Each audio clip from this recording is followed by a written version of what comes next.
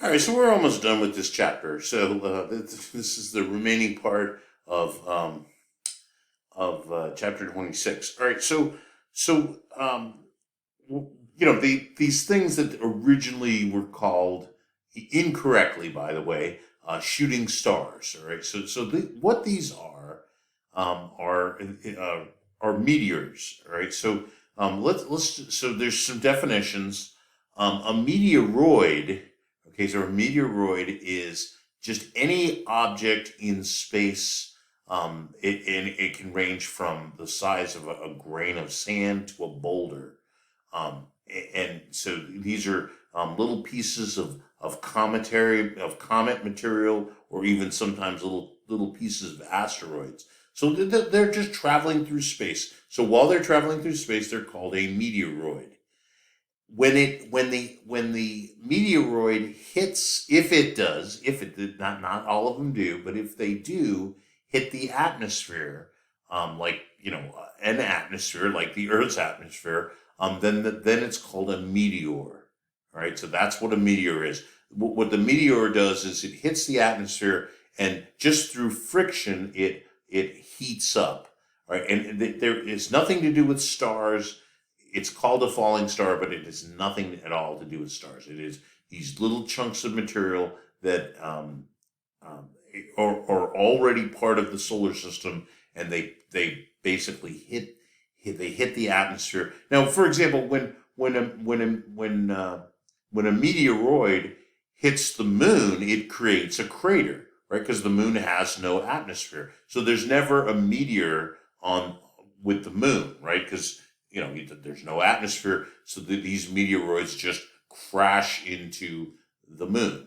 And when something hits another object, so when these meteoroids hit the moon, they're called meteorites. When the meteoroid, right, so when it passes through the Earth's atmosphere, if it does, now the vast majority of these things are these tiny little grains about the size of sand, and they will simply burn up in the atmosphere. That they don't last all the way to the ground. The ones that do reach the ground are called meteorites. Right, so a meteorite, it has actually reached the Earth or reached the planet. Right, there are meteorites on Mars. There's meteorites on the moon. Right, and of course, with the moon, it causes these huge craters. I mean, they sometimes cause these huge craters on the Earth as well. There's a very famous one in Arizona. If you're ever heading towards the Grand Canyon, there's a thing called Meteor Crater. It's absolutely this one. It's about a mile in diameter, and you can go down inside of it and look around. And we've actually found a little bit of the meteoroid. Well, this was a while ago when people started investigating it inside of the crater, but most of it broke up when it hit the Earth. All right, which of these makes contacts with the Earth's surface? Of course, we know that that's a meteorite. All right, and then well, before we get to that. What else was I going to say? Yeah, I mean, we find these things. Some of them have a lot of metal inside of them. Some of them are just dense rock. The larger the original meteoroid was, the more likely it is to actually pass through the atmosphere and reach the Earth's surface. All right, so this is the last thing we're going to cover. Is I think this is the last thing. Kepler's third law. All right, so this brings Kepler was a guy who lived during the time of Galileo, so about 400 years ago. He discovered some laws and about planetary motion, and one. So well, let me go over the laws just in general. The first law just says that planets travel in elliptical orbits. The second law says that it's different ways of interpreting the second law, but one way is that when a planet is close, here, let me get an orbital period or an orbital. Here, let's go back to this thing with the Earth. Sorry. And then this is true for planets and comets, anything orbiting the sun. So when it travels closest to the sun, all right. So I'll use the comet as an example. When it travels closest to the sun, it's traveling fastest, and then when it's furthest from the sun, it's traveling slowest. That's Kepler's second law. All right. So all planets travel in elliptical orbits, or really you can extend this to anything traveling around the sun. That does this, and the second law, when they get closer to the sun, and only comets do this, where they're very, very far from the sun and very close to the sun. The planets are more or less circular. They get slightly closer to the sun and slightly further from the sun. But when they're closer to the sun, they're moving a little faster. When they're further from the sun, they're moving a little slower. So that's the second law. And then the third law is this one. It says a cubed is equal to p squared, where a is the distance from the sun, the distance the object is from the sun. So it could be a planet, it could be an asteroid, doesn't really matter. As long as it's in orbit around the sun, the distance is measured in units called astronomical units. And one astronomical, so we give the symbol AUs. One astronomical unit is the distance between the Earth and the sun. And so we actually know what that value is. Kepler didn't know what that was 400 years ago, but we know what it is now. One AU is 1.5 times 10 to the 11th meters. And the period here is always measured in years. All right, so let's actually do an example. All right, so here, let me move this a little bit so you guys can see this very well. All right, so there's Kepler's third law. So let's do an example. Let's say that something orbits the sun with a period of, let's see here. So I'm just going to make this up. Let's say the period is, I don't know, how about 1.6 years? All right, so from that information and using Kepler's third law, how far away from the sun is it? All right, so we'll figure that out. So A is equal to so A cubed, of course, is equal to p squared. So P is 1.6, and it's got to be in years. All right, so it already is in years. You square that, and since A was cubed over here, you take what's called the cube root. All right, so you got to know how to do cube roots in your calculator. All right, so that's really, really important that you're able to do that. All right, so I'm going to do an example right now. All right, so just we got to remind ourselves about what these things mean. So taking the cube root is so in you know what it means to square something, but you're really taking so when you take the cube root, it would be like taking something to the 1/3 power. All right, so that basically means you're taking 1.6 to the 2/3, right? Because of course 1/3 times 2 is 2/3. All right, so here we go. All right, now you can do this several different ways. All right, so I'll do it the first way. So if I take 1.6, so I'll just show you both ways. So 1.6 squared. All right, so that's that. I'm doing the squared part, right?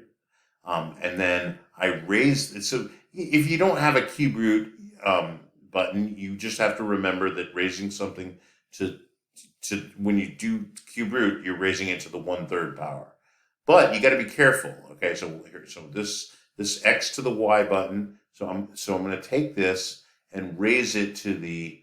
So now I got to use parentheses for 1/3 because 1/3 is a repeating decimal. So to get exactly 1/3, I'm raising it to the open parentheses 1 divided by 3 close parentheses.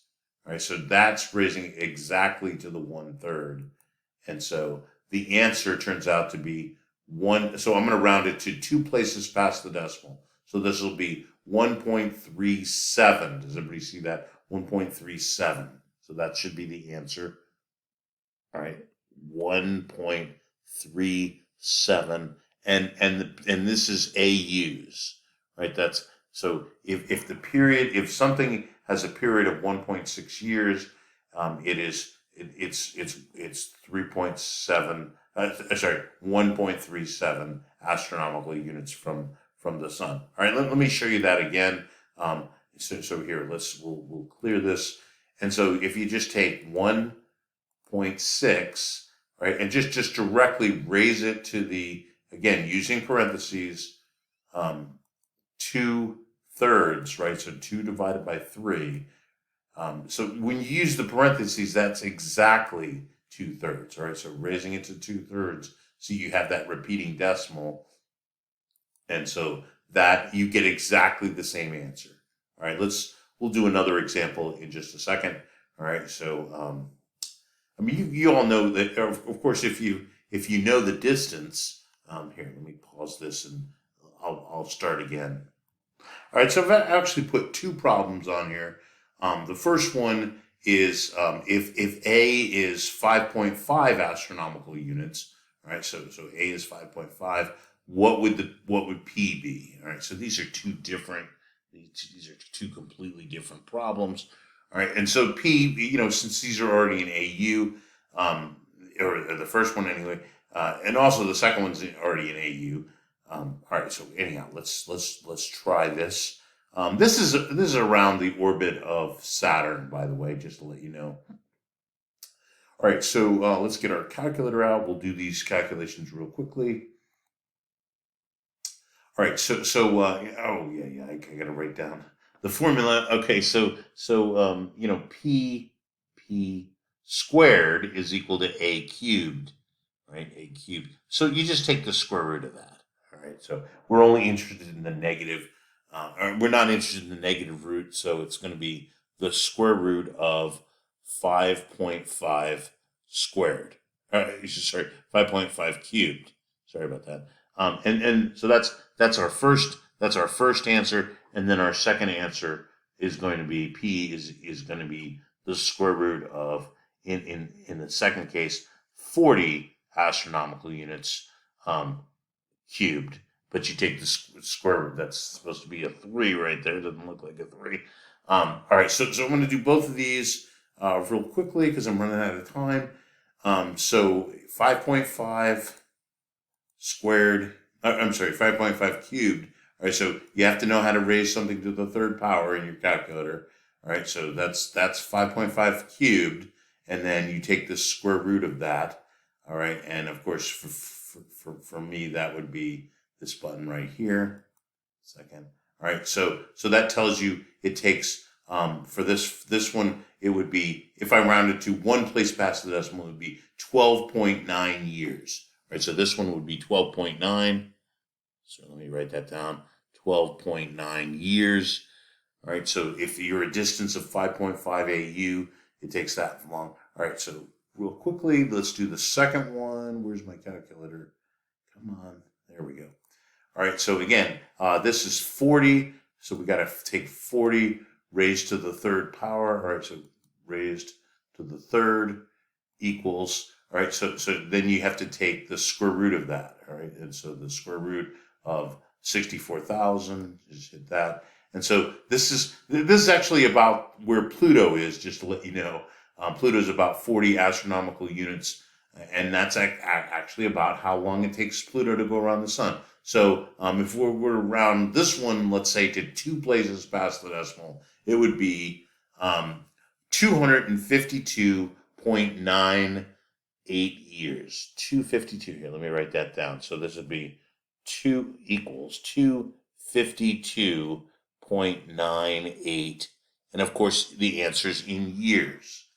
All right. So there's the 2 examples of, if you're given A, you find P, or if you're given P, you find A. All right. So, I mean, that's Kepler's third law. I just wanted to show you that. a couple of examples of that one.